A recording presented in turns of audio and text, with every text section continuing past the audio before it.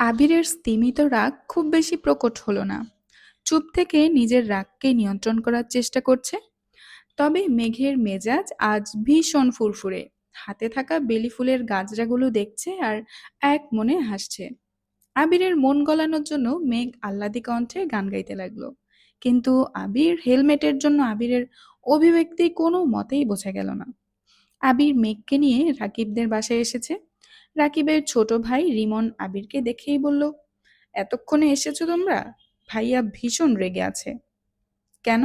তানবীর তো আগে আসার কথা। ও আসেনি এখনো? দুপুরে বলেছে 4টার মধ্যে চলে আসবে, অথচ এখনো আসার কোনো নাম নেই।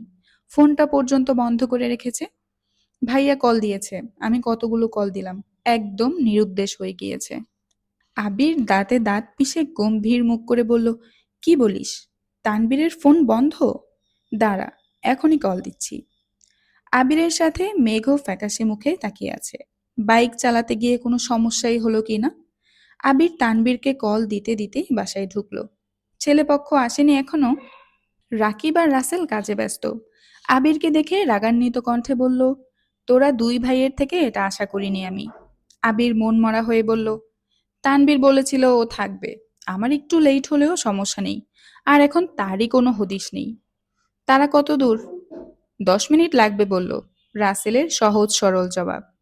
রাসেল মেঘকে দেখে নিঃসংকোচে বলল, হাই আবিরের ম্যাম, কেমন আছো? রাকিব ব্যস্ত ভঙ্গিতে বলল, সরি আপু, তুমি কিছু মনে করো না। আজকে জান্নাতকে দেখতে আসবে তো তাই একটু ব্যস্ত। কেমন আছো তুমি? আলহামদুলিল্লাহ ভালো, আপনারা কেমন আছেন? আলহামদুলিল্লাহ। জান্নাত রুমে আছে, যাও। রাকিবের আম্মুর সাথে কথা বলে মেঘ জান্নাতের রুমের সামনে দাঁড়ালো। কাচুমাচু করে বলল, আপু আসবো? মাহাদি বাজে, এসো এসো। কেমন আছো? জান্নাত বেগুনি রঙের মধ্যে একটা কাতান শাড়ি পরেছে। হালকা সাজ, সাথে মাথায় ঘোমটা দেওয়াতে অন্যরকম সুন্দর লাগছে। রুমে জান্নাতদের আরো কয়েকজন আত্মীয় আছে। তাদের মধ্যে একজন জিজ্ঞেস করলো, ও কে রে জান্নাত? জান্নাত মিষ্টি হেসে বলল, আমার ননদ। একজন হকচকিয়ে উঠলেন, ছেলের বাড়ির মানুষজন কি চলে এসেছে নাকি? জান্নাত চটজলদি বলল, না না ভাবি, ও স্পেশাল ননদ। মেঘ জান্নাতের পাশে বসেছে। কি বলবে কিছুই বুঝতে পারছে না। খুব ভেবে চিন্তে ভীতিকর কণ্ঠে বলল, সরি আপু। সরি কেন? মেঘ আশেপাশে তাকিয়ে ফিসফিস করে বলল, আমি আপনাকে ভুল বুঝেছিলাম আর মনে মনে অনেক কিছু ভেবেছিলাম, তার জন্য। জান্নাত আলতো হাতে মেঘের গালে হাত রেখে বলল, আমার হবু হাজবেন্ডের নাম আশরাফুল ইসলাম আসিফ, তোমার আবির ভাই না। তুমি যেন ভাইয়াকে ভুল বুঝো, তার জন্য সেদিন ইচ্ছে করেই ওইরকম কথা বলেছিলাম। মেঘ হতভম্ব হয়ে গেল। আশেপাশের মানুষজন মেঘকে এটা সেটা প্রশ্ন করছে। মেঘের আগে জান্নাত নিজেই সেসব প্রশ্নের উত্তর দিয়ে দিচ্ছে। কিছু সময়ের মধ্যে বসার ঘর থেকে অনেক মানুষের কথাবার্তা শোনা গেল। কয়েকজন তাড়াহুড়ো করে রুম থেকে বেরিয়ে গেলেন। তাদের পেছন পেছন মেঘও বের হলো। বসার ঘরের একপাশে রাকিবদের আত্মীয় স্বজনরা কথা বলতেছে। অন্যদিকে অল্পবয়স্ক দুজন ছেলে মেয়ে আবিরের সঙ্গে কথা বলছে। আবির মেঘকে দেখা মাত্র হাতে ইশারা দিল। মেঘ কাছাকাছি যেতেই আবির বলল, পরিচয় করিয়ে দে, ও মাহাদিবা খান মেঘ। মেয়েটা বলল, হাই আপু, আমি আইরিন সুলতানা আরু। পাশ থেকে ছেলেটা বলে উঠল, হাই, আমি আরিফুল ইসলাম আরিফ। মেঘ স্বাভাবিক কণ্ঠে বলল, হ্যালো। কেমন আছো আপু? মেঘ মৃদু হেসে বলল, আলহামদুলিল্লাহ ভালো। তোমরা কেমন আছো? আলহামদুলিল্লাহ। এর মধ্যে ফর্মাল ড্রেসে জান্নাতের সাথে দেখা সেই সুপুরুষ ভেতরে এসেছেন। সবাইকে সালাম দিয়ে সোফার কাছে এসে মেঘের দিকে তাকিয়ে ধীর কণ্ঠে শুধারল, কেমন আছো মাহাদিবা? মেঘ ব্রু কুচকাল, তবে খুব বেশি অবাক হলো না। জান্নাত আপুর মতো উনিও হয়তো চিনে, সেই ভেবে তেমন গুরুত্ব দিল না। এর মধ্যে একজন মধ্যবয়স্ক পুরুষ ও মধ্যবয়স্ক মহিলা ভেতরে আসলেন। পুরুষকে দেখে তেমন একটা গুরুত্ব না দিলেও মহিলাকে দেখে মেঘ চমকে উঠল। ভদ্রমহিলাকে দেখে খুব পরিচিত মনে হচ্ছে। স্পষ্ট মনে হচ্ছে কোথাও দেখেছে। কিন্তু ঠিক কোথায় দেখেছে সেটা কোনোভাবেই মনে করতে পারছে না। ভদ্রমহিলা সোফায় বসলেন।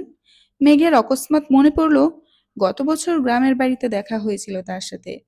মেঘ মিমকে দেখে কান্না করছিলেন। ততক্ষণে আবির দূরে চলে গিয়েছে। পাশের রুমের দরজার সামনে দাঁড়িয়ে রাকিবের সাথে কথা বলছে। মেঘ হকচকিয়ে আবিরের কাছে গেল। আস্তে করে হাত চেপে ধরলো। আবির সূক্ষ্ম নেত্রে তাকিয়ে আলগোছে ভ্রু নাচালো। মেঘ তৎক্ষণাৎ বলল, আমি তাকে চিনি। কাকে চিনিস? আবিরের স্বাভাবিক কণ্ঠের প্রশ্ন। ভদ্রমহিলাকে আমি চিনি, গত বছর গ্রামে দেখেছিলাম তাকে। আবির মলিন হেসে বলল, তার নাম মাহমুদা খান আমিনা, এবং তিনি আমাদের খুব কাছের আত্মীয়। আপাতত আর কিছু জিজ্ঞেস করিস না, বাকি সবকিছু পরে বলবো তোকে। মিনিট পাঁচেক পর ঝড়ের বেগে তানভীর এসেছে। চোখ মুখ ফুলে আছে, যার জন্য গম্ভীর চেহারা আরো বেশি গম্ভীর দেখাচ্ছে। আবির আর চোখে তাকিয়ে দেখলো কেবল। তানভীর সবার সঙ্গে কথা বলে একপাশে দাঁড়িয়ে আছে। কিছুক্ষণের মধ্যে জান্নাতকে আনা হয়েছে। দেখা দেখি অল্প স্বল্প আলোচনার সাথে জান্নাতকে আংটিও পরিয়ে দিয়ে গিয়েছেন। খাওয়া দাওয়া শেষ করে বিয়ের দিন তারিখ ঠিক করা হয়েছে। মেঘ এতটা সময় ধরে শুধু মাহমুদা খানকেই দেখছিল। জান্নাতদের বাসায় অনেক আত্মীয় স্বজন উপস্থিত থাকার কারণে কেউ কারো সঙ্গে সেভাবে কথা বলতে পারেনি। আবিররা একসঙ্গে খাওয়া দাওয়া করেছে। তানভীর নাম মাত্র খেতে বসেছিল, মনে কষ্ট চেপে ঠিকমতো খেতেও পারেনি, তাই চুপচাপ উঠে বাসার বাইরে চলে গেল। আবির খাওয়া দাওয়া শেষ করে বাইরে এসেছে। তানভীর বাসার বাইরে ভাইকে হেলান দিয়ে দাঁড়িয়ে আছে। আবির সামনে এসে শির দ্বারা সোজা করে দাঁড়ালো। কপাল কুঁচকে ভারী কণ্ঠে শুধালো, কি হয়েছে? তানভীর অন্যদিকে মুখ করে বলল, কিচ্ছু হয়নি। তানভীর, তুই আমার থেকে কথা লুকানোর চেষ্টা করছিস? অকস্মাৎ আবিরকে জড়িয়ে ধরে বলতে শুরু করলো, আমি নিয়তির কাছে আবারও হেরে গেলাম ভাইয়া। বন্যার চোখে আমি তানভীর অযোগ্য, অপদার্থ ছেলেই রয়ে গেলাম। আমি ভাই হিসেবে যথার্থ হলেও প্রেমিক হিসেবে পরিত্যক্ত হয়ে গেলাম।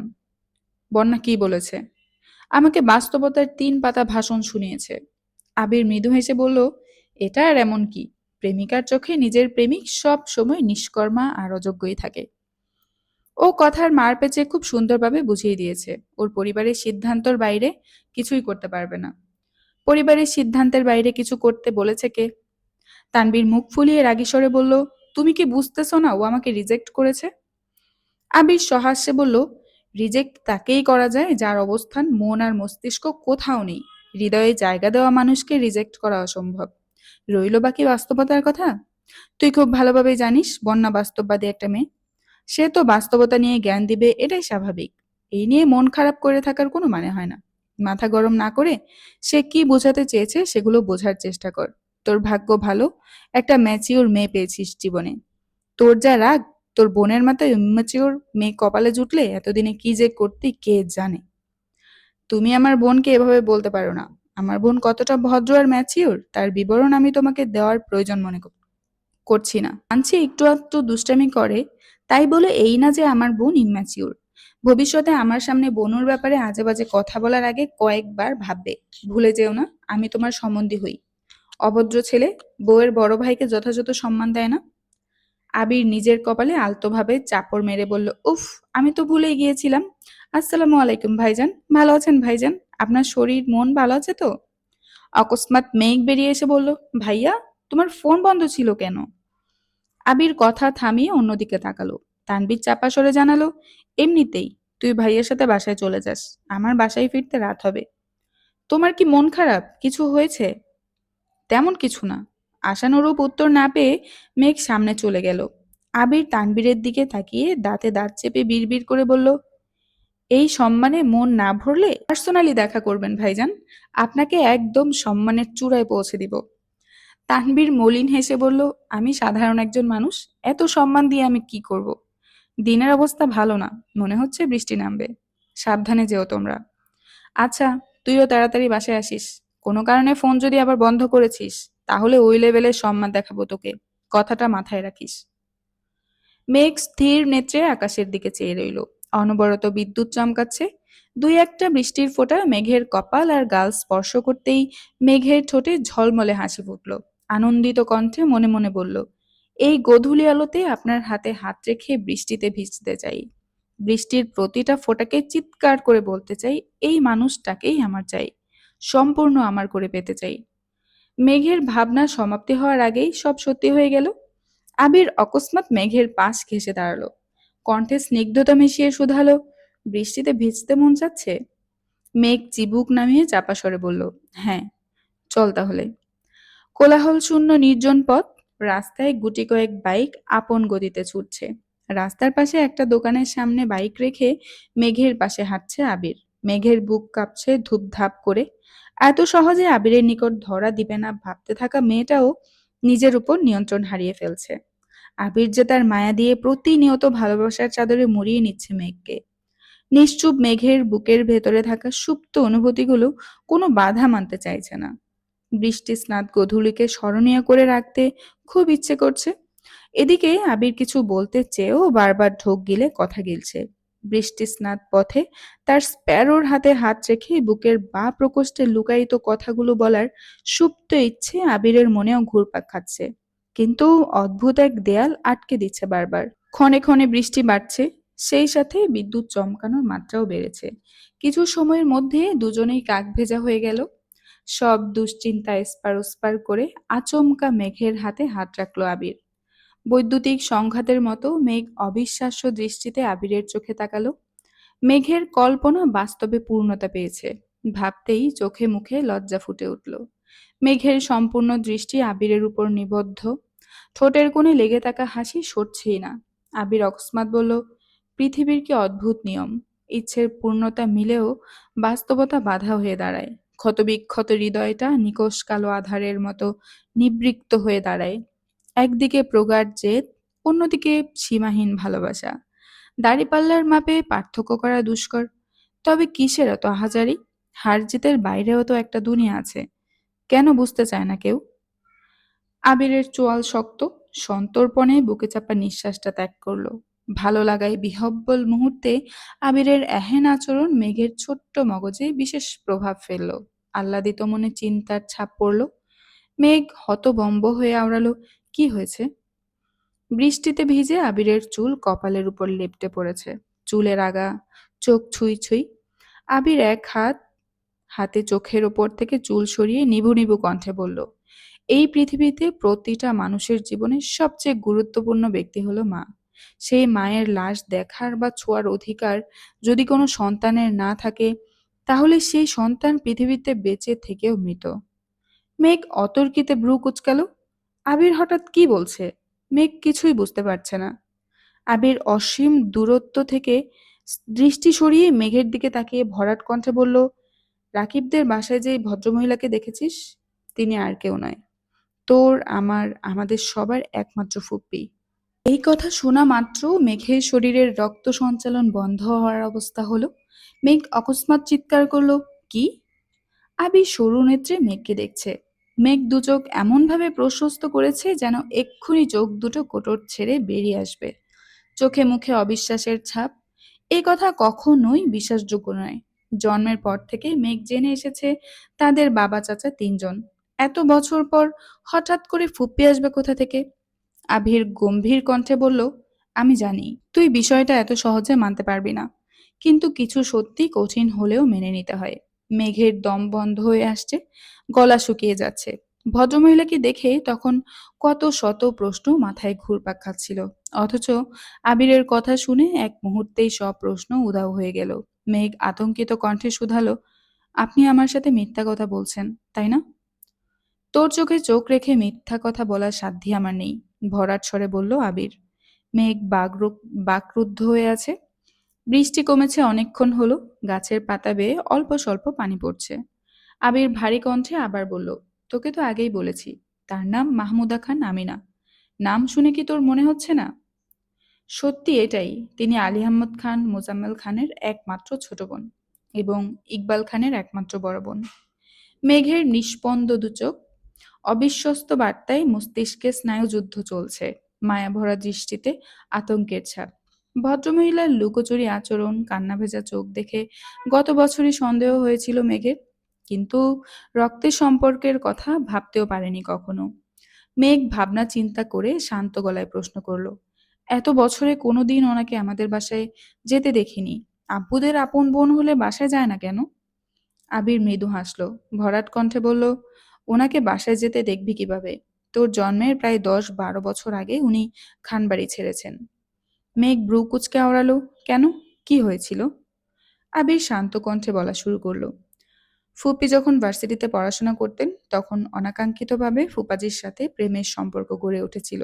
পুরো ঘটনা আমি জানি না, তবে বাসায় বিষয়টা জানাজানি হয়ে গিয়েছিল। তখন আমার আম্মু বাড়ির নতুন বউ। বছরখানেক হবে আম্মুর বিয়ে হয়েছিল। তোর আম্মুর তখনও বিয়ে হয়নি। ফুপির ওই ঘটনা জানার পর আব্বু আর চাচু ফুপির সাথে অনেক খারাপ ব্যবহার করেছিলেন। শারীরিক এবং মানসিক অত্যাচার একসময় এতটা তীব্র হয়ে গিয়েছিল যে ফুপি ভাইদের উপর অভিমান করে বাড়ি থেকে বের হয়ে গিয়েছিলেন। বড় ভাইদের প্রতি তীব্র অভিমান থেকে জেদ করে নিজের পছন্দের মানুষকে বিয়ে করেছিলেন। তখনও দাদি বেঁচে ছিলেন, তবে খুব অসুস্থ ছিলেন। ঠিকমতো কথাও বলতে পারতেন না। ভাইদের অত্যাচারে সেই যে বাড়ি ছেড়েছিলেন ফুপ্পি, আর কোনো দিন বাড়িতে ঢুকতে পারেননি। ফুপ্পিরা বিয়ে করে বছরখানেক ঢাকাতেই ছিলেন। তখন আমাদের দেশে মোবাইলের তেমন প্রচলন ছিল না। চিঠির মাধ্যমে আম্মুর সাথে কয়েকবার যোগাযোগ করেছিলেন।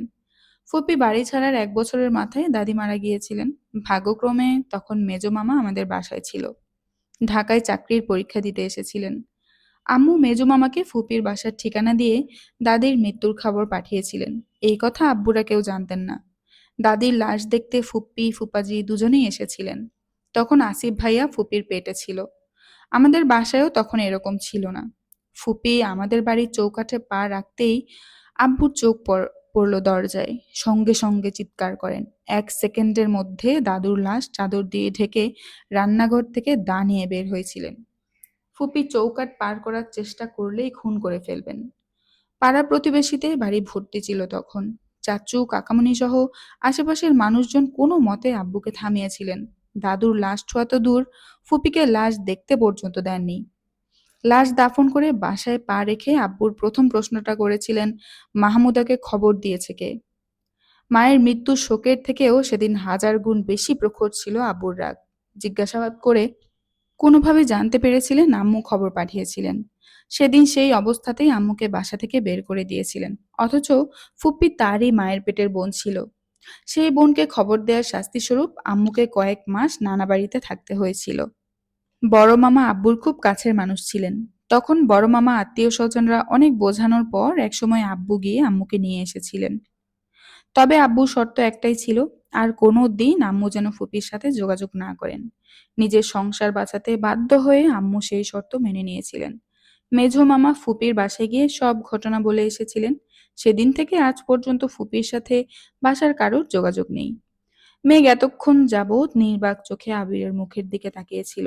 নিজের বাসায় এত বড় রহস্য লুকিয়ে আছে, অথচ সে কিছুই জানতো না।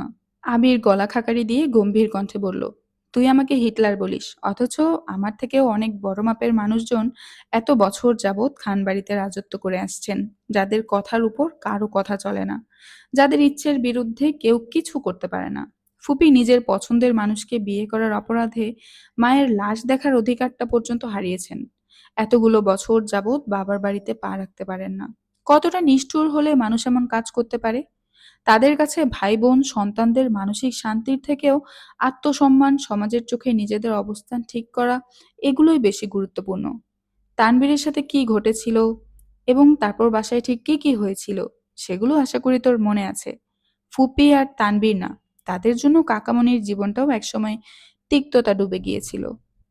একদিকে ভালোবেসে ভালোবাসার মানুষকে পেয়েও চাপা যন্ত্রণায় ভুগছেন ফুপি। আরেকদিকে ভালোবাসার মানুষকে না পাওয়ায় অপ্রকাশিত এক শূন্যতায় কখনো কখনো গভীর রাতে নিঃশব্দে দীর্ঘশ্বাস ফেলেছেন কাকামণি। মাঝখানে তানভীর না বুঝে কোনো কিছু না করেও সবার আক্রোশ সহ্য করেছে। তারা নিঃস্বার্থভাবে আমাদের ভালোবাসেন ঠিকই, কিন্তু আমরা কাউকে ভালোবাসলে তাদের আত্মসম্মানে আঘাত লাগে। মেঘ দীর্ঘশ্বাস ছেড়ে প্রশ্ন করল, কিন্তু আপনি ফুপিকে কিভাবে চিনেন? আবির শ্বাস ছেড়ে পুনরায় বলা শুরু করলো, ছোটবেলায় একবার আম্মু পুরাতন জিনিসপত্র বের করেছিলেন। তখন একটা অ্যালবামে তার ছবি দেখেছিলাম আমি। আম্মুকে জিজ্ঞেস করেছিলাম কে তিনি, কিন্তু আম্মু কোনো উত্তর দেননি। তার কয়েক বছর পর দেশ ছাড়ার আগে আব্বু আম্মুর কিছু কাগজপত্রের দরকার ছিল। তখন আব্বুর ফাইলে কাগজ খুঁজতে গিয়ে একটা ফাইল পেয়েছিলাম। ওইটাতে সার্টিফিকেট, ছবি, আরো কিছু কাগজপত্র ছিল। মাহমুদা খান আমিনা নামটা আমি প্রথমবার সেখানেই দেখেছিলাম। বাবা মায়ের নামের জায়গায় দাদা দাদুর নাম লেখা ছিল। ছবিগুলো দেখে ছোটবেলায় অ্যালবামে দেখা ছবিগুলোর কথা মনে পড়েছিল। আমি সেখান থেকে একটা ছবি নিয়ে নিয়েছিলাম। তখন আবারও আম্মুকে জিজ্ঞেস করেছিলাম। আম্মু বলেছিলেন আম্মু কিছু জানেন না, আর এই বিষয়ে যেন কোনোদিন কাউকে কিচ্ছু না জিজ্ঞেস করি। তখন কিছুদিন আমার মাথায় বিষয়টা ঘুরলেও পরে সব ভুলে গিয়েছিলাম। কিন্তু ছবিটা যে আমার কাগজপত্রের সাথে চলে গিয়েছিল এটা আমি জানতাম না। ওইখানে গিয়ে ছবিটা দেখে ফেলতেও ইচ্ছে করতেছিল না। তাই আব্বু আমি ছবির সঙ্গে রেখে দিয়েছিলাম। তখনকার ঘটনা ওইখানেই শেষ হয়ে গিয়েছিল। আসিফ ভাইয়ের চাকরির সুবাদে কোনো একটা প্রোগ্রামে গিয়েছিলেন। ওইখানে জান্নাতকে দেখে তার ভীষণ ভালো লাগে। কিন্তু সরাসরি কিছু বলার সাহস পাচ্ছিল না। বেশ কিছুদিন জান্নাতকে অনুসরণ করার পর গত বছরের মাঝামাঝি সময় রাকিব সে কথা জানতে পারে। রাকিব তখনই আসিফ ভাইয়ের সাথে দেখা করতে গিয়েছিল। আসিফ ভাইয়া রাকিবের কাছে সরাসরি জান্নাতকে বিয়ের প্রস্তাব দিয়েছিল। রাকিব খোঁজ খবর নিয়ে জান্নাত জানতে পারে ছেলে আলহামদুলিল্লাহ ভালো। তখন রাকিব আমাকে আসিফ ভাইয়ার ফেসবুক আইডির লিংক পাঠিয়েছিলেন। ওইখানে কভার ফটোতে একটা ছবি ছিল। কেন জানি আমার ছবিতে থাকা ভদ্রমহিলাকে খুব পরিচিত মনে হয়েছিল। আমি রাকিবকে বলে আসিফ ভাইয়ার বায়োডাটা সংগ্রহ করি। ওইখানে আমি দ্বিতীয়বারের মতো মাহমুদা খান আমিনা নামটা দেখেছিলাম।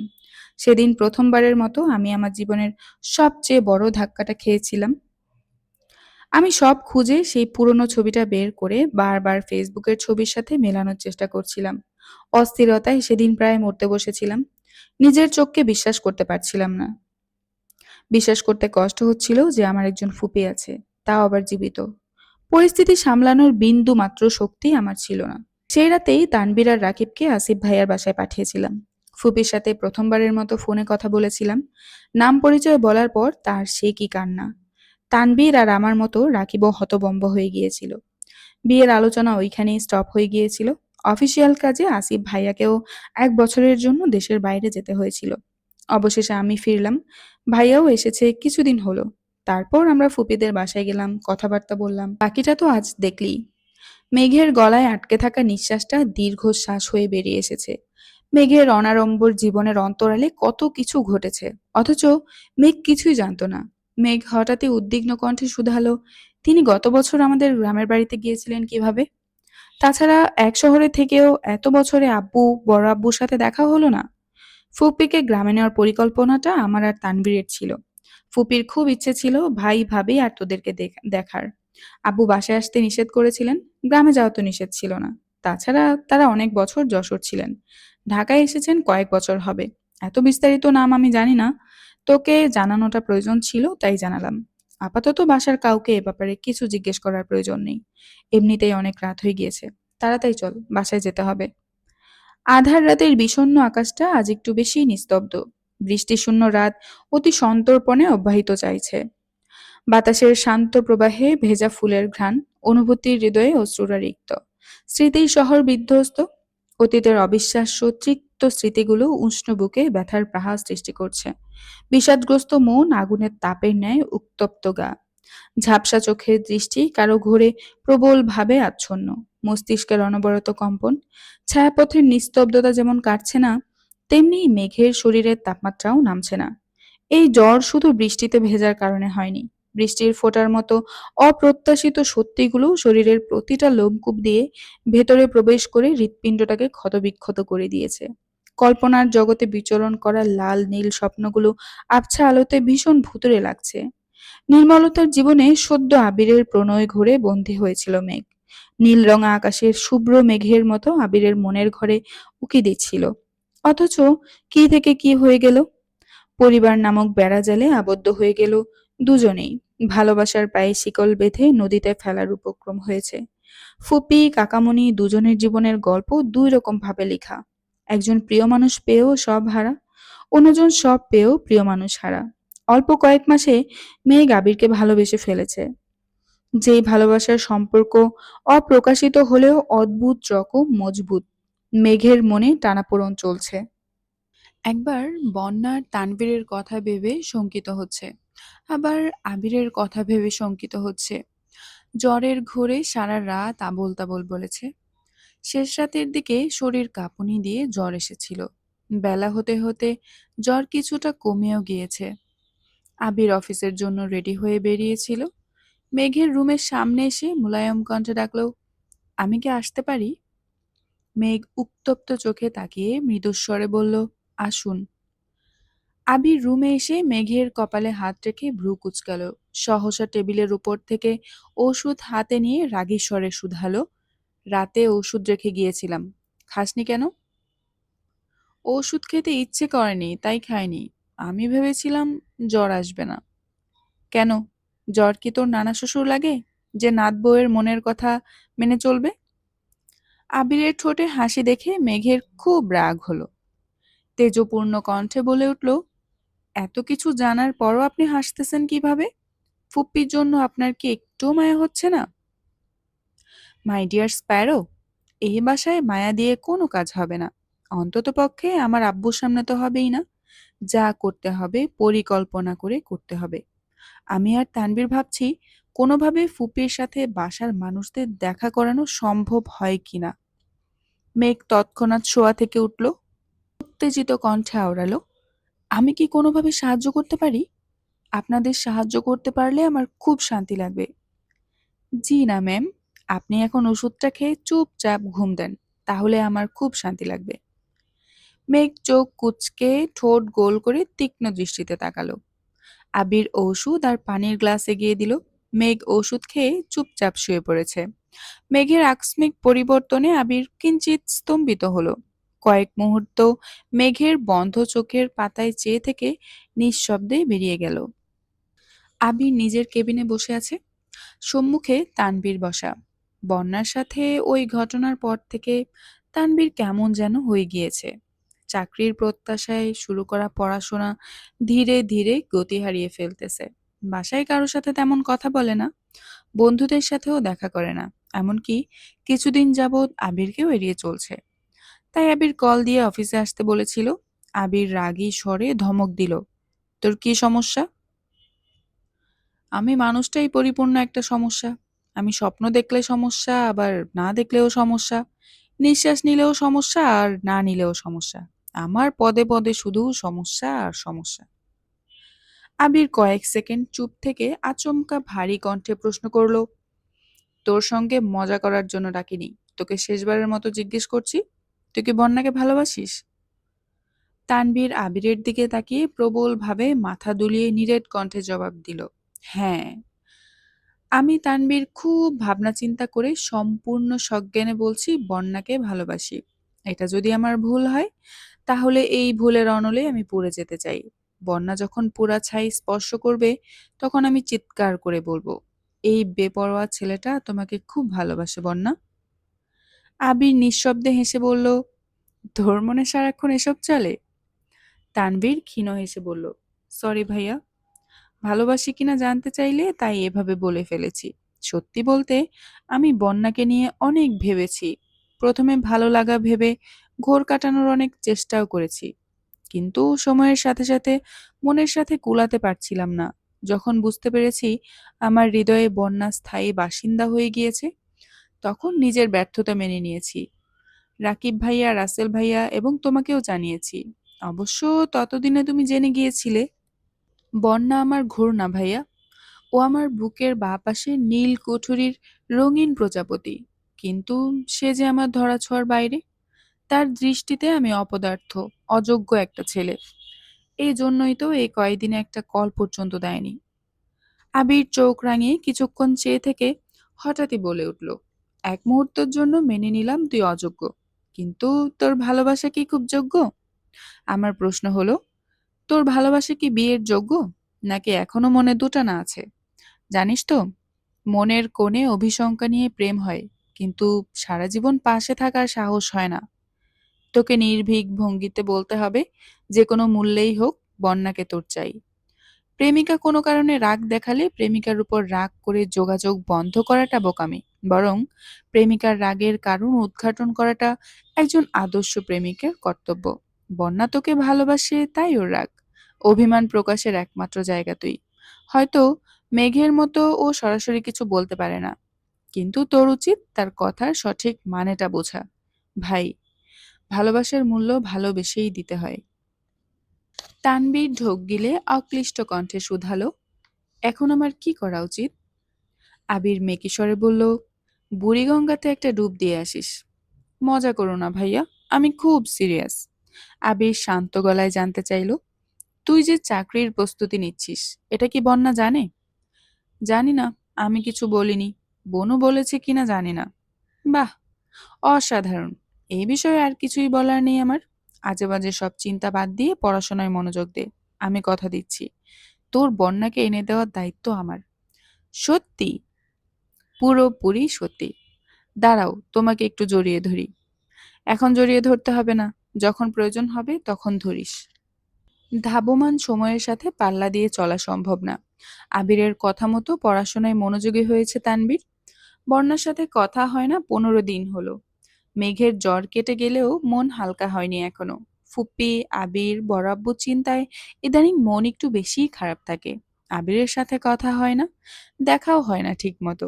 আবিরের বাসায় ফিরতে আগের মতোই গভীর রাত হয়ে যায়। কিন্তু এখন আর কেউ ব্যালকনিতে দাঁড়িয়ে অপেক্ষা করে না। একসময় অল্পতে কান্না করা অভিমানী এক মেয়ে ছিল মেঘ। সময়ের আবর্তে এখন সে নিজের সিদ্ধান্তে অটল থাকতে সক্ষম। কারো কথায় বা আচরণে ঠোঁট উল্টিয়ে কান্না করাটা বেমালুম ভুলেই গিয়েছে। অল্প স্বল্প মান অভিমানের প্রকাশ কেবল বন্যার সঙ্গেই হয়, কিন্তু ইদানিং মন খারাপের কারণে সেটাও হচ্ছে না। মেঘ ভার্সিটিতে এসেছে কিছুক্ষণ হলো, বন্যা এখনো আসেনি। এর মধ্যেই মিনহাজ এসেছে। মেঘকে মনমরা হয়ে থাকতে দেখে আস্তে করে বলল, কিরে, তোর আবিরের সাথে ব্রেকআপ হয়ে গেল নাকি? মেঘ বিরক্তির স্বরে বলল, আবির আমার আত্মার অতলের অদ্বিতীয় আত্মীয়। এই আত্মীয়তার মিলন হয়, কখনো বিচ্ছেদ হয় না, বুঝতে পেরেছিস? মিনহাস হাসি ঠাট্টার স্বরে বলল, আমি আরো ভেবেছিলাম তোদের বিচ্ছেদ হবে। আমি তোকে সান্ত্বনা দিব, তারপর তুই আমার প্রেমে পড়বি। এরপর আমরা। মেঘ অবিশ্বাস্য চোখে মিনহাজের অভিমুখে চাইল। কপালে ভাঁজ ফেলে সহজ সরল ভঙ্গিতে বলল, তোর ভাবনার ইতিটান দ্রুত, কারণ এসব ভাবনায় বিরহের সুর স্পষ্ট। আমি আবির ভাইয়ার মালিকানায় বন্দি, আর তুই হবি আমাদের বাবুর সঙ্গী। ওদূরে বেলুন ফুটার শব্দেই মিনহাস চমকে উঠল। মনমরা হয়ে সেদিকে একবার নজর বুলিয়ে পরপর মেঘের দিকে তাকিয়ে বিড়বিড় করল, ছি, হতে চাইলাম কি আর বানিয়ে দিলি কি। তখনই বন্যা এসেছে, হাতে একটা অলকানন্দা ফুল। বন্যা মেঘের সামনে একটা অলকানন্দ ফুল ধরে শান্ত গলায় বলল, বেবি, এটা তোর জন্য এনেছি। লাগবে না, মেঘ কাটকাট গলায় জবাব দিল। বন্যা মোলায়েম কণ্ঠে শুধালো, কি হয়েছে তোর? মেঘ অন্যমনস্ক গলায় বলল, কিছুই হয়নি।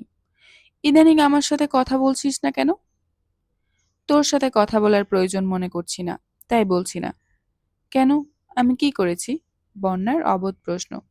তুই কিছুই করিসনি। যা করেছি সব আমিই করেছি, তাই সেই ভুলগুলো আমাকেই শুধরাতে হবে। বন্যা উদ্বিগ্ন কণ্ঠে জানতে চাইল, মানে?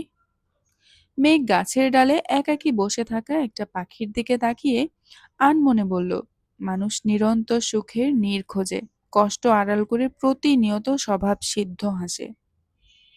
কি সব বলছিস? হয়েছে কি বলবি তো? বন্যা শঙ্কিত নেত্রে তাকিয়ে বলল। মেঘের তপ্ত স্বর শোনা গেল, সরি বন্যা, ভাইয়ার বিষয়ে তোকে এত জোর করাটা একদম উচিত হয়নি আমার। আবির ভাই সত্যিই বলেন, আমি সত্যি একটা নির্বোধ। তুই আমার জীবনের সবচেয়ে কাছের মানুষ, তাই অবুঝ মনে তোকে ভাবি করার তীব্র ইচ্ছে জন্মেছিল। সেই ইচ্ছে আরো বেশি প্রকট হয়েছিল যখন জানতে পেরেছিলাম তানবীর ভাইয়াও তোকে ভালোবাসে। ওই দিন পৃথিবীর বুকে সবচেয়ে সুখী মানুষটা ছিলাম আমি। কিন্তু একবারের জন্যও ভাবিনি আমাদের আচার আচরণ তোর মনে এতটা ঘৃণিত। আমি তোকে কোনো দিন ছোট নজরে দেখিনি, বরং তোর সাথে মেশার জন্য সবসময় নিজেকে সাধারণ রাখার চেষ্টা করেছি। বাসায় দুটা গাড়ি থাকা সত্ত্বেও কোনো দিন গাড়িতে করে স্কুলে কলেজে আসিনি। তোর সাথে চললে সব সময় তোর মতো করেই চলেছি। এক একদিন এক এক রেস্টুরেন্টে নিয়ে গিয়ে নিজের অবস্থান বোঝানোর চেষ্টা করিনি, বরং সবসময় তোর সঙ্গে রাস্তার পাশে ফাস্ট ফুড খেয়ে এসেছি। কিন্তু তুই কি করেছিস? সর্বক্ষণ তোর মনে মধ্যবিত্ত আর বড়লোকের একটা গৃহযুদ্ধ লাগিয়ে রেখেছিস। তোর এই বিকৃত মস্তিষ্কের চিন্তার জন্য আজ আমার ভাই মুমূর্ষু অবস্থায় দিন কাটাচ্ছে। যে তোর মাঝে নিজের সুখ খুঁজে পেয়েছিল, সেই তুই তাকে দুঃখের সাগরে ভাসিয়ে দিলি। অজুহাত কি দেখালি? তুই বাস্তবতা ভুলে আবেগের কাছে বন্দী হতে পারবি না। আর কি বলেছিস? অপ্রকাশিতভাবে হলেও তুই তোর প্রভুর কাছে প্রতিজ্ঞাবদ্ধ। কথাগুলো বলার আগে একটা বার আমার ভাইকে কিছু বলার সুযোগ দিয়েছিলি? অন্তত পক্ষে আমাকে একটাবার বলতে পারতি, তুই ভাইয়া সম্পর্কে ঠিক কতটা জানিস। ছন্ন ছাড়া বেপরোয়া ছেলে ভেবে সর্বদা অবজ্ঞা করিস, অথচ যেদিন স্টেশনে বসে কথাগুলো বলেছিলি তুই, ভাইয়া পেছন থেকে সবগুলো কথা শুনেছিল। সেদিনের পর ভাইয়ার পরিবর্তনগুলো সচক্ষে দেখেছি আমি। পড়াশোনার প্রতি দুঃসহ রকমের অনীহা থাকা সত্ত্বেও শুধুমাত্র তোকে পাওয়ার জন্য আর তোর আব্বুর চোখে নিজেকে তার যোগ্য করার জন্য সব ছেড়ে পড়াশোনায় মনোযোগ দিয়েছে। কলেজের পরীক্ষা শেষ হতেই জবের কোচিংয়ে ভর্তি হয়েছে। সর্বক্ষণ বইয়ে মুখ গুজে বসে থাকে। খুব বেশি মন চাইলে শুধু তোর সঙ্গে দেখা করার জন্য বাসা থেকে বের হয়। ভাইয়া নিজের মনের কথাগুলো শুধু তোকে জানাতে চেয়েছিল, তোকে বলতে চেয়েছিল তুই যেন ভাইয়াকে একটু সময় দিস। কিন্তু তুই ভাইয়ার পুরো কথা না শুনে নিজের মতো জ্ঞান দিয়ে চলে গেলি। গেলি তো গেলি, আমাকে একটাবার কিছু বলার প্রয়োজন পর্যন্ত মনে করলি না। ভাইয়ার দুর্বিষহ চেহারা দেখে আতঙ্কিত হয়ে আমি নিজে থেকে তোকে কল দিলাম, অথচ তুই কিছুই বললি না। ভাইয়াকে জিজ্ঞেস করেও আশানুরূপ উত্তর পাইনি। সেদিন খুব জোর করায় বাধ্য হয়ে ভাইয়া সবকিছু স্বীকার করেছে। তোর অবস্থানে তুই ঠিক, ভাইয়ার অবস্থানে ভাইয়া ঠিক। তোদের মাঝখানে আমি পুরোপুরি ভুল। তুই আমার বান্ধবী, তাই তোর গল্পের সূচনায় আমি ছিলাম। তবে আমি কোনোদিন তোকে আমাদের মতো করতে চাইনি, বরং সবসময় চেয়েছি ভাইয়া তোর মনের মতো হোক। তোদের জন্য আব্বু বড় আব্বুর সাথে পর্যন্ত উঁচু গলায় কথা বলেছি। ভাইয়া পড়াশোনা করছে, চাকরির চেষ্টা করছে, এইসবের কিছুই আমি তোকে জানাইনি। কারণ তোর মনে হতে পারে আমার ভাই বলে আমি তার নামে অতিরিক্ত প্রশংসা করছি। চেয়েছিলাম তোকে সারপ্রাইজ দিব, কিন্তু শেষটা এত জঘন্য হবে চিন্তাও করতে পারিনি। তুই ভাইয়াকে ভালো না বাসলে আমি তোকে কোনো দিন জোর করতাম না। তুই ভালোবেসেছিস, আমি সেটা বুঝতে পেরেছিলাম বলেই অধিকার দেখিয়েছিলাম। তার জন্য আমি সত্যিই দুঃখিত। তুই চিন্তা করিস না। আমার ভাইকে আমি না পারলেও আবির ভাই ঠিক বুঝিয়ে নেবেন। কষ্ট যখন পেয়েছে, আরেকটু কষ্ট পেলেও ক্ষতি নেই। কি আর হবে, খুব বেশি হলে না হয় মরেই যাবে। স্নিগ্ধ শীতল হাওয়ায় অকস্মাৎ বন্যার শরীর কম্পিত হলো। সহসা অস্পষ্ট গলায় মেঘকে ধমক দিল। মেঘও নিশ্চুপ হয়ে গেল। বন্যার দুচোখ টলটল করছে। তানভীরকে কষ্ট দিয়ে গত কয়েকদিন গুমরে গুমরে কেঁদেছে, সেটা তার ফোলা ফোলা চোখ দেখলেই বোঝা যায়। বন্যার দুচোখ বেয়ে অনর্গল পানি পড়ছে। বন্যা আচমকা মেঘকে শক্ত করে জড়িয়ে ধরল। বন্যার কান্নার মাত্রা তীব্র হলো।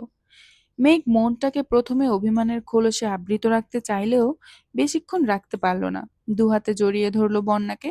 বন্যা বরাবরই ভীষণ শান্তশিষ্ট। বন্যাকে রাগ না দেখালে সে যে মুখ ফুটে কখনোই কিছু বলবে না, এটা মেঘ খুব ভালো করেই জানে। তাই ইচ্ছে করেই কিছুদিন রেগেছিল, যোগাযোগ বন্ধ করে রেখেছিল। বন্যা ক্রন্ধিত কণ্ঠে বলল, ওই দিন আমার কি হয়েছিল আমি নিজেও জানি না। বাসায় আপুর বিয়ে নিয়ে টুকটাক ঝামেলা চলতেছিল, সেজন্য আমার মনের অবস্থাও খুব খারাপ ছিল। ওই মুহূর্তে তিনি কথাগুলো বলেছিলেন, আমি সহ্য করতে না পেরে যা তা বলে দিয়েছিলাম। কিন্তু আমি বুঝতেও পারিনি আমি কবে ওনাকে এত ভালোবেসে ফেলেছি। তাকে কথা তো বলে দিয়েছিলাম, কিন্তু এই কয়েকদিন ঠিকমতো ঘুমাতে পারিনি, খেতে পারিনি। মনে হচ্ছিল কি যেন নেই আমার। চারপাশ শূন্য লাগছিল। তোকে কিছু বলার সাহস পাচ্ছিলাম না। ওনাকে কল দিতে পারছিলাম না। I am sorry baby. মেঘ বন্যার চোখ মুছে শান্ত চিত্তে বলল, ঠিক আছে, এখন ক্লাসে চল। সরি বললাম তো। আমি যেহেতু অন্যায় করেছি, তাই প্রয়োজনে আমি তোর ভাইকে প্রপোজ করব। তবুও মাফ করে দে প্লিজ। মেঘ ঠোঁট চেপে হাসি আড়াল করে গম্ভীর কণ্ঠে বলল, ভেবে দেখব। গ্রীষ্মের দুপুরের মতো ক্রোধান্বিত সূর্য, উত্তাপে উত্তপ্ত ব্যঞ্জন। ঝিমিয়ে আছে নিসর্গ। মেঘ ছাদের গাছগুলোকে দেখতে এসেছে। কিছুদিন মন খারাপ ছিল বলে ঠিকমতো ছাদে আসা হয়নি। গতকাল ফুপ্পির সাথে ফোনে কথা বলার পর মনটা একটু হালকা হয়েছে। বন্যার প্রতি অল্প স্বল্প অভিমানের সমাপ্তিও ঘটেছে আজ। আবির জরুরি কাজে বাসায় এসেছে। সন্ধ্যার পর আবার বের হতে হবে। আবির নিজের রুমে যাওয়ার সময় মেঘের রুম থেকে ফোনের রিংটোন শুনেছে। খুব একটা গুরুত্ব না দিয়ে চলে গিয়েছিল। ফ্রেশ হয়ে নিচে যাচ্ছিল, আবারও সেই রিংটোনের শব্দ শুনতে পেল। আবির ভ্রু কুটিয়ে মেঘকে ডাকলো। উত্তর না পেয়ে কিঞ্চিত বিরক্ত হয়ে রুমে ঢুকলো। মেঘ রুমে নেই। টেবিলের উপর ফোনটা অনবরত বেজেই চলেছে। আবির এগিয়ে গিয়ে ফোনটা হাতে নিল। বেবি নামে সেভ করা নাম্বার দেখে কল রিসিভ করলো। আবির কিছু বলার আগেই ওপাশ থেকে বন্যা উত্তেজিত কণ্ঠে বলতে শুরু করলো, হাই ননদিনী, কেমন আছো? কি করতেছো তুমি? অনেকক্ষণ যাবৎ কল দিচ্ছিলাম, রিসিভ করছিলে না কেন? তুমি কি এখনো রেগে আছো? এক নিঃশ্বাসে কথাগুলো বলে শেষ করলো বন্যা। তৎক্ষণাৎ আবিরের কপালে ভাঁজ পড়ল। আবির অনিন্দ হেসে উষ্ণ স্বরে বলল, তোমার ননদিনী সম্ভবত ছাদে। আমি তোমার ভাসুর বলছি। বন্যা থতমত খেয়ে কাঁপা কাঁপা গলায় আওড়ালো, আবির ভাইয়া? জি। বৈশাখ মাসের রৌদ্রোজ্জ্বল দিনে হঠাৎ ঝড় আসার মতো বন্যার উজ্জ্বল মুখশ্রীতেও হঠাৎ আধার নামলো। ধীর গতিতে নিজের কপাল চাপড়াচ্ছে। মুখের উপর কল কাটতে পারছে না, আবার কিছু বলতেও পারছে না। কিছুক্ষণ চুপ থেকে বন্যা আতঙ্কিত কণ্ঠে বলল, আসসালামু আলাইকুম ভাইয়া। ওয়ালাইকুম সালাম। ভালো আছেন ভাইয়া? বন্যা শান্ত গলায় আওড়ালো। আবির স্বভাবজাত হাসলো। বন্যার গলা যে কাঁপছে আবির স্পষ্ট বুঝতে পারছে সেটা। তবুও স্বাভাবিকভাবে বলল, আমি আলহামদুলিল্লাহ ভালো আছি, তবে অন্য কারোর খবর ভালো না। ননদিনীর খোঁজ খবর নেওয়া ভালো কথা, কিন্তু মাঝে সাঝে তোমার বেপরোয়া জামাইয়ের খোঁজ খবরও একটু নিও। বন্যা মনে মনে বিড়বিড় করছে। লজ্জা আর কুণ্ঠায় চোখ মুখ লাল হয়ে যাচ্ছে। অভ্যন্তরীণ অনুভূতি চেপে প্রকাশ্যে অত্যন্ত নমনীয় কণ্ঠে বলল, ভাইয়া আসলে ওইরকম কিছুই না। আবির শ্বাস ছেড়ে শান্ত কণ্ঠে বলল, ভালোবাসলে নিজের মানুষের যত্ন নিতে শিখতে হয়। রাগে অভিমানে কেবল সম্পর্কের অবনতিই হয়। আর হ্যাঁ, তোমার ননদ ভাবির সম্পর্কের মাঝে ঢুকে পড়ার জন্য সরি। ভালো থেকো। আবির কল কেটে সরাসরি ছাদে গেল। মেঘের থেকে কিছুটা দূরে দাঁড়িয়ে আস্তে করে গলা খাকারি দিয়ে বলল, আমি মানুষটা কি এতই খারাপ? আমার সাথে কিচ্ছু শেয়ার করা যায় না? আমার আপন ভাই বোন নেই বলে সুখ দুঃখের কথা জানা বা অনুভব করার সাধ্যও কি আমার নেই? আচমকা বলা কথাতেই মেঘ চমকালো। ঘাড় কাত করে অস্ফুট কণ্ঠে বলল, কি হয়েছে আপনার? ননদিনীর খোঁজ নিতে তার ভাবি কল দিয়েছিল। তৃতীয় পক্ষ হওয়া সত্ত্বেও ভুলক্রমে আমি কল রিসিভ করে ফেলেছিলাম। তার জন্য আমি ক্ষমা প্রার্থী। বারবার কল আসতেছিল। আমি কল রিসিভ করে বলতে চেয়েছিলাম তুই সম্ভবত ছাদে, কিন্তু তার আগেই সেসব বলে দিল। মেঘ হেসে বলল, কোনো ব্যাপার না। ভাইয়ের ব্যাপারে আপনার থেকে লুকানোর মতো কিছু নেই। বরং আমার থেকে আপনিই বেশি জানেন। বন্যাও ভাইয়াকে খুব ভালোবাসে, কিন্তু পরিস্থিতির চাপে মুখ ফুটে কিছু বলতে পারছিল না। আজ আমাকে জড়িয়ে ধরে খুব কান্না করছিল। আমার মনে হয় ওদের মান অভিমান ভাঙানো উচিত, কিন্তু ফুপির কথা মনে পড়লে খুব ভয় হয়। কি করব বুঝতে পারছি না। এত ভেবে চোখের নিচে কালো দাগ ফেলতে হবে না। তোর রুমে শাড়ি রেখে এসেছি। আগামীকাল তোকে নিয়ে এক জায়গায় যাব। কয়েক মাসের পরিচিতির সুবাদে যদি মনে হয় আমাদের সম্পর্কটা কিছু গভীর হয়েছে, তাহলে আশা করব আগামীকাল শাড়িটা পরবি। পূর্ণিমার আলোয় ঝলমলে রাতের অবসান ঘটে। নতুন ভোরের সূচনা হয়েছে। মেঘের হৃদয়ের অন্তঃস্থলে কোকিল কুহুকি সুরে গান গাইছে। গতকাল আবিরের দেওয়া নীল রঙের শাড়িটার কথা যতবার মনে পড়ছে, ততবার প্রেমানুভূতিগুলো মনটাকে অস্থির করে তুলেছে। দুপুরের পরে আবিরের দেওয়া শাড়িটা পরে বেরিয়েছে। রিকশা নিয়ে নির্দিষ্ট ঠিকানায় পৌঁছেছে। বিশাল আকৃতির রেইন ট্রি গাছের নিচে একটা বেঞ্চে বসে আবিরের জন্য অপেক্ষা করছে।